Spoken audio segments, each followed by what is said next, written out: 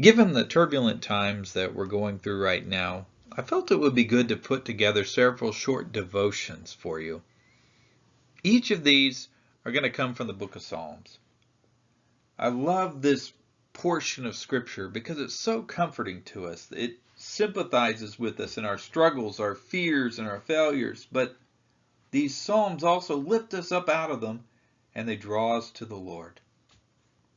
Of all the Psalms, none are better known than Psalm 23, and for good reason.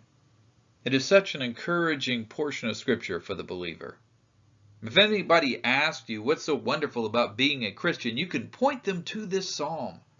Men have lived their lives yearning to be able to say, wealth is mine, power is mine, praise is mine, but none of those things come close to being able to sing from the heart, the Lord is my shepherd, I shall not want. David, of course, was a shepherd himself, so this flowed out of his personal experience. He knew how weak and helpless and stupid sheep can be. But he also saw that they were animals that live by faith. A lion goes out and he searches for his food. He fends off his rivals, trusting in his own strength. But a sheep lives contentedly in the care of the shepherd. They're not worried, they don't fret, they don't fear because another is providing for their every need. And that's the psalmist's emphasis. Because I know the Lord is caring for me, I shall not want. Let's break down this wonderful psalm and consider what that really means. First, I want you to see how the Lord is our peace. Psalm 23:2 tells us, He maketh me to lie down in green pastures, He leadeth me beside the still waters. Sheep are very skittish animals. They're not going to rest very easily. The only way you can get them to lie down and to relax and to feed in those green pastures is to ensure that they're free of any predators. There can't be any conflict with other sheep. They need to be free of flies and parasites that would bother them. Only then can they relax. Those are things they need a shepherd for. He's the one that leads them to the green pastures that satisfy, but then as they know He's watching over them, they can graze and they can rest. Now, each of us, I know, have things in our life that disturb our rest. We're tossing and turning on our bed. We can't sleep because in our mind is going over all these worries, all these fears, these frustrations about our finances or our career, our family, or maybe a spiritual battle. But the way of peace is not to escape those things. It's not to hide from them, to try to shut them out. We have to face hardship in this life. We never know what's around the next corner. The way of peace, though, is to surrender those needs to our sovereign, faithful, loving God. To trust that He's going to give us the strength, the ability to be able to handle what's before us, or when we can't handle it, He will. I love the way that it's put in Proverbs chapter 3, verses 5 and 6. Trust in the Lord with all thine heart, and lean not into thine own understanding. In all thy ways acknowledge Him, and He shall direct thy paths. And then it says in verse 24, When thou liest down, thou shalt not be afraid. Yea, thou shalt lie down, and thy sleep shall be sweet. The Lord is my wisdom. Psalm 23 verse 3 tells us, He restoreth my soul. He leadeth me in the paths of righteousness for His name's sake. It is said that even when a sheep is in the best pasture land, they still have a tendency to wander away into the wilderness. Or they could remain in the good pasture and utterly consume every speck of grass and basically turn it into a wilderness. They need a shepherd that keeps them where they need to be for a time, but then to lead them to that new, fresh grazing ground. Well, we're like those foolish sheep. We don't know where to go.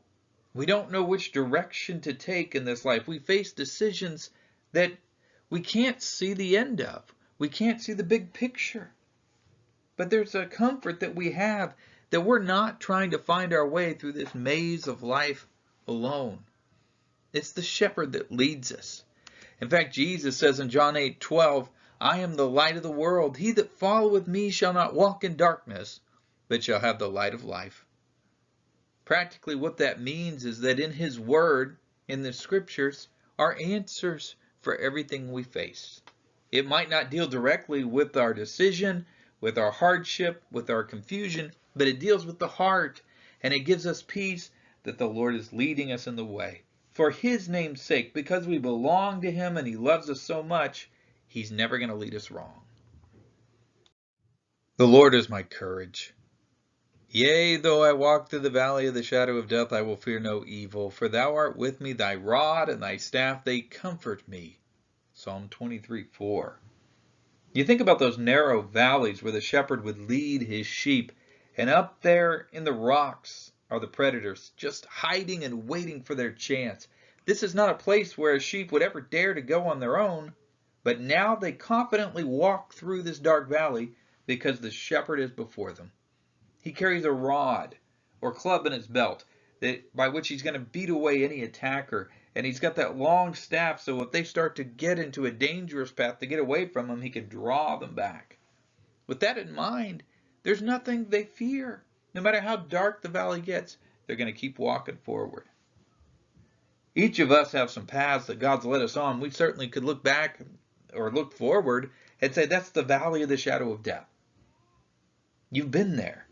It could be mistreatment by others. It could be a health crisis, maybe a time of temptation. One day, you might face the end of your life. With that in mind, this is a dark valley. It's a frightening occurrence. In those times, we wonder, why do we have to leave the green valleys? Why does God take us into these fearful places in our lives?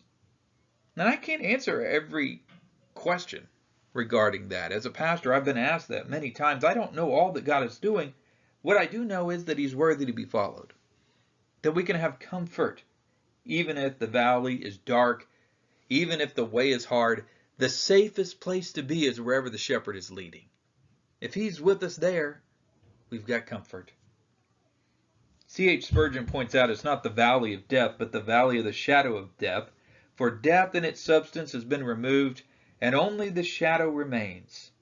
And that's why we can go forward. We don't run back, but boldly on into whatever we face. There is no courage in this world like that of a believer. At least that's how it should be as we think about our shepherd. The Lord is my joy. Psalm 23:5 says, Thou preparest a table before me in the presence of mine enemies. Thou anointest my head with oil. My cup runneth over. So here is the picture. God's people are sitting down to a feast even as their foes surround them, even as they're in the midst of a battle. Oil and wine are symbols of peace and plenty, because only when your foes are subdued can you care for your vineyard and can you bring in your harvest. But here's the picture. Even when the conflict is going on, God's people have peace. They're rejoicing and enjoying God's fellowship. Of course, that was real for David. He might have written Psalm 23 when he's hiding in a cave with Saul seeking to surround him. Now, I've seen how real this is for Christians when they're there in a hospital bed. How it's real for the church and they find revival even as they've come through conflict and persecution. I've seen it real for believers in their final moments. We don't just survive, we can thrive. God draws us closer than ever to Himself and blesses us even as we go through that persecution, through that hardship. Finally, we can say, The Lord is my eternal hope. Surely goodness and mercy shall follow me all the days of my life, and I will dwell in the house of the Lord forever. Psalm 23:6. You know, I've read this psalm by the gravesides of many beloved saints that have passed on. And there's a good reason that we use this often at funerals, because in this last phrase particularly, the real hope and joy of heaven is brought out in a perfect way. We don't just look forward to a mansion or a beautiful city, but we yearn for the presence and intimate fellowship of our God. And this brings across to us that even as that person has passed on and this body is laid in the grave, we know their soul is with the Lord, and there's no greater comfort than that. And there's no greater hope that we can have in our life. What a joy to know, surely this goodness and mercy are going to follow me all through my life, whether I'm in the green pastures or whether I'm going through the valley of the shadow of death. whether I'm facing the grave itself, that good shepherd's still there, providing for me, going before thee. Look back at your life, Christian. What has brought you to this point? What you've gone through up to this part of your life. And you have to say there have been some valleys of the shadow of death. There have been some hard times. There have been some attacks of Satan. There's been some struggles of your flesh. There's been some things in your life, there's some great trials that have been hard to accept. But has the Good Shepherd ever failed you? Have you ever wanted? I don't mean have you ever desired something and yearned for something and didn't get it. I mean, has there ever been a time where he didn't provide what was best for you? Oh, surely he has. And there have been times where you've strayed and you sought the pleasures of this world and he drew you back. There have been times when Satan would sift you as wheat, but he protected you. He cared for you. And so here you are, rejoicing with me in this blessed psalm. It's real to you. And with that in mind, we look to the future and we think about what we're going through right now with this virus afflicting our land, all the doubts and fears related to that for our finances, our health, our loved ones, our future. Even our church, as we're separated from one another. All these things can consume us. We can lose our rest. We can lose our peace. But when we know the Good Shepherd's still there, that the Lord is still with us, that he is in control of the situation, that his care is upon his people more than any other part of his creation, then we can rejoice from the heart and say, I shall not want. How blessed we are, Christians, to be able to say today, the Lord is my shepherd. That's better than any amount of money. That's better than any amount of pleasure, any possession in this world. What more could you want than to be able to cry with joy, as this psalm puts it, the Lord is my shepherd, I shall not want.